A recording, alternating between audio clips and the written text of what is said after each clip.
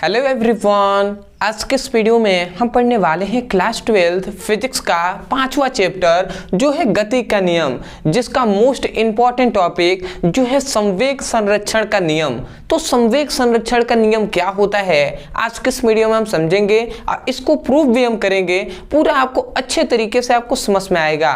तो चलिए हम स्टार्ट करते हैं। तो याद रखेंगे कि इस चैप्टर का जो संवेग संरक्षण का नियम है ये भी आपके लिए वेरी इंपॉर्टेंट है। तो इसको इंपॉर्टेंट के श्रेणी में रखेंगे क्योंकि ये कॉम्पिटिटिव एग्जाम के लिए भी इंपॉर्टेंट है। देखिए अब संवेग संरक्षण का नियम क्या होता है।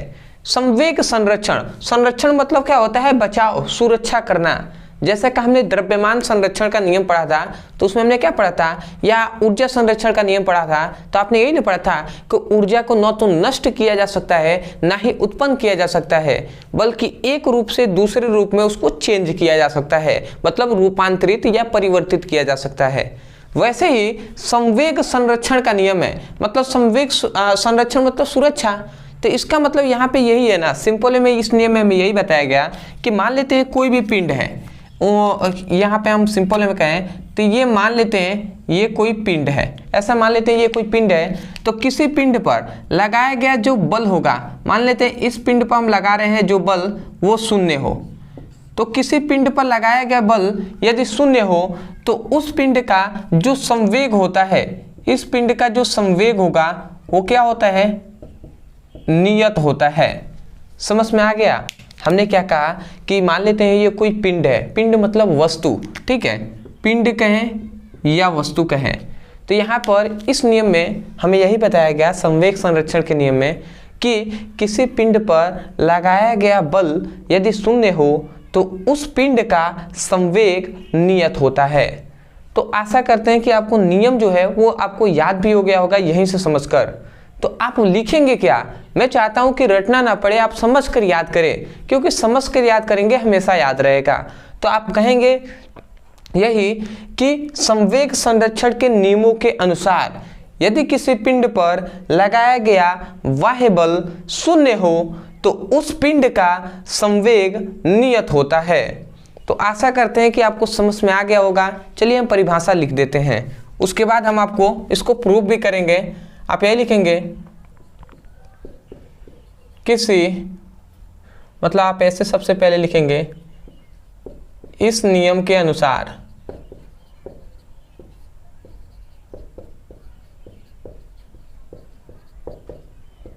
इस नियम के अनुसार किसी पिंड पर लगाया गया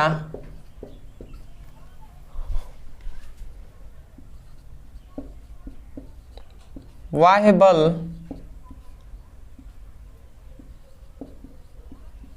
शून्य हो तो उस पिंड का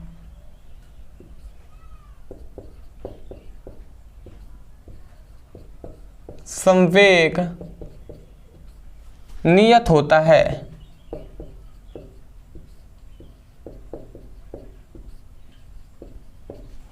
तो आशा करते हैं आपको समझ में आ गया होगा कि संवेग संरक्षण का नियम यह होता है कि इस नियम के अनुसार किसी पिंड पर लगाया गया बाह्य बल यदि शून्य हो तो उस पिंड का संवेग नियत होता है। आशा करते हैं कि आपको इतनी बात समझ में आ गया होगा। अब आते हैं हम कि इसको हम प्रूफ कैसे करेंगे। तो चलिए इसका हम प्रमाण करते हैं। हम लिखते हैं यहाँ पे सिद्ध करेंगे, सिद्ध, या हम प्रूफ कर देते हैं, यहाँ पे लिख देते हैं प्रूफ, इसको इंग्लिश में हम प्रूफ करते हैं। देखिए हमने क्या जाना, हम यही जाने हैं कि कोई भी पिंड है यदि उस पर लगाया गया जो बल है, यदि बल लगाया गया जो बल है वो यदि शून्य हो तो उस पिंड का जो संवेग होता है, संवेग को हम P से दर्शाते हैं, तो जो संवेग होता है वो नियत होता है। यही बात हमने अभी तक इस नियम में हमने बताया है आपको। तो चलिए हम समझते हैं इसको। तो सबसे पहले हम यहाँ पे क्या करेंगे, हम जानते हैं गति का नियम अभी हमने पढ़ा है, न्यूटन के गति का नियम। तो उसमें हमने 3 नियम पढ़ा था। तो उसमें जो द्वितीय नियम होता है जिसे हम क्या कहते हैं, द्वितीय नियम, तो हम लिख देंगे न्यूटन के गति का द्वितीय नियम। अब देखिए न्यूटन के गति के द्वितीय नियम में हमने क्या पढ़ा था, हमने यही आपको बताया था कि यदि किसी पिंड पर, मतलब सिंपल में हम यही बताया था कि न्यूटन के द्वितीय नियमों के अनुसार किसी पिंड के संवेग में परिवर्तन का दर उस पिंड पर लगाए गए बल के समानुपाती होता है।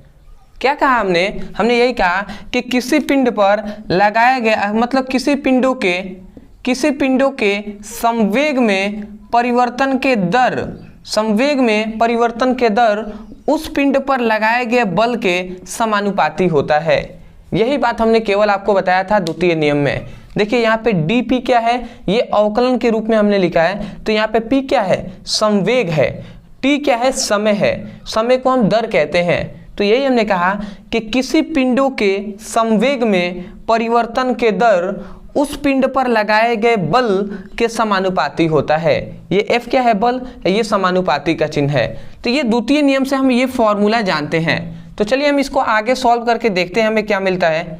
तो यदि हम F यहाँ पे लिख दिए, समानुपाती का चिन्ह हटता है तो इक्वल का जब चिन्ह आता है तो यहाँ पे एक नियतांक आता है जो है K और dp/dt हमने लिख दिया। अब चूंकि यहाँ पे ये होता है कि जो K होता है उसका मान यहाँ पे 1 होता है, मतलब K एक नियतांक है, इसका मान यदि 1 हम ले लेते हैं, न्यूटन ने कहा कि इसका मान यदि 1 हो तो उस समय क्या होता है, जो F होगा वो dp/dt के बराबर हो जाएगा। ठीक है, इतनी बात उन्होंने कहा कि किसी पिंड का यदि नियतांक मतलब 1 हो तो उस समय पिंडों के संवेग में परिवर्तन का दर उस पर लगाए गए बल के बराबर होता है। इतनी बात आपने समझ लिया। अब हम मान लेते हैं यहाँ पे, अभी चूंकि हमने जाना है कि यदि कोई भी मान लेते हैं ये कोई पिंड है, तो किसी पिंड पर लगाया गया बल, ये पिंड है तो इस पर लगाया गया जो बल है वो हमने शून्य लिया है। तो यदि चूंकि यहाँ पे लगाया गया बल यदि हम शून्य ले लेते हैं तो यहाँ पे हम मानते हैं चूंकि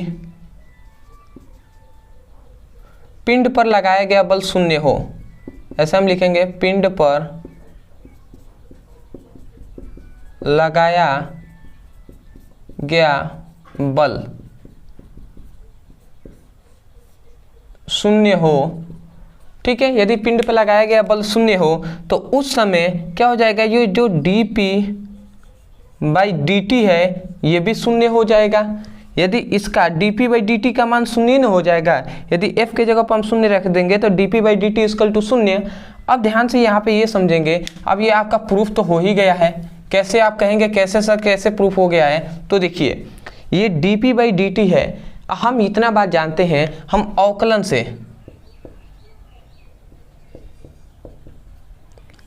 से हम ये बात जानते हैं कि यदि किसी भी वेरिएबल पॉइंट्स, मतलब कोई भी, अगर हम मान लेते हैं सिंपल में, तो कोई भी अंक हो, यदि हम उसका जो क्या करते हैं अवकलन करते हैं और उसका मान यदि शून्य आ जाए तो वो क्या होता है, वो जो अंक होता है वो नियतांक होता है।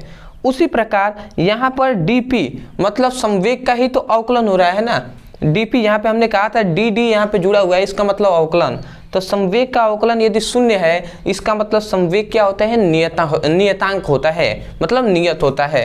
तो चूंकि हम लिख देंगे अवकलन से हम जानते हैं क्या होता है, अवकलन से ये प्रूफ हो गया कि जो संवेग होता है वो क्या होता है, नियत होता है। ऐसा क्यों हुआ, क्योंकि यहाँ पर हम यहाँ से हम देख भी पा रहे हैं कि देखिए संवेग में परिवर्तन का जो दर है उसका मान यदि शून्य आ गया, मतलब अवकलन करने पे इसका मान जो dp का मान, जो p का मान आ रहा है वो शून्य आ रहा है। इसका मतलब p क्या है, वो नियतांक है, मतलब नियत है। तो आशा करते हैं कि आपको समझ में आ गया होगा। ये प्रूफ हो गया ना कि यदि किसी पिंड पर लगाया गया बल शून्य हो तो उस पिंड का जो संवेग होता है वो नियत होता है। तो आशा करते हैं कि संवेग में परिवर्तन, मतलब जो संवेग संरक्षण का नियम है, ये आपको अच्छे तरीके से समझ में भी आया होगा और प्लस आपको याद भी हो गया होगा। बहुत ही सिंपल है ना। तो आशा करते हैं आपको सब कुछ समझ में आ गया होगा। अदरवाइज मैं यही कहूँगा, यदि आप भी क्लास 11th का फिजिक्स और केमिस्ट्री का सीरियस होकर पढ़ाई करना चाहते हैं तो आप जाइए चैनल के प्लेलिस्ट में, वहाँ पे फिजिक्स और केमिस्ट्री का प्लेलिस्ट बना दिया गया है। तो वहाँ से जाकर आप बेसिक से पढ़ाई कीजिए, चैप्टर वाइज हमने सभी टॉपिक पढ़ाया हुआ है। तो वहाँ से पढ़ाई कीजिए। अदरवाइज कोई टॉपिक है जो आपको समझ में नहीं आता है तो केवल आप उस टॉपिक का नाम लिखिए यूट्यूब पर, अंत में हमारे चैनल का नाम लिखकर सर्च कर दीजिए, तुरंत आपको सभी वीडियो मिल जाएंगे, तो वहाँ से भी पढ़ाई कर सकते हैं। तो आशा करते हैं आपको सब कुछ समझ में आ गया होगा। चैनल पे नए होंगे तो चैनल को जरूर आप सब्सक्राइब करेंगे, क्योंकि आगे भी ऐसे ही कंटेंट आपके लिए मिलते रहेंगे। तो मिलते हैं एक नए टॉपिक के साथ, तब तक के लिए धन्यवाद। जय हिंद, जय भारत।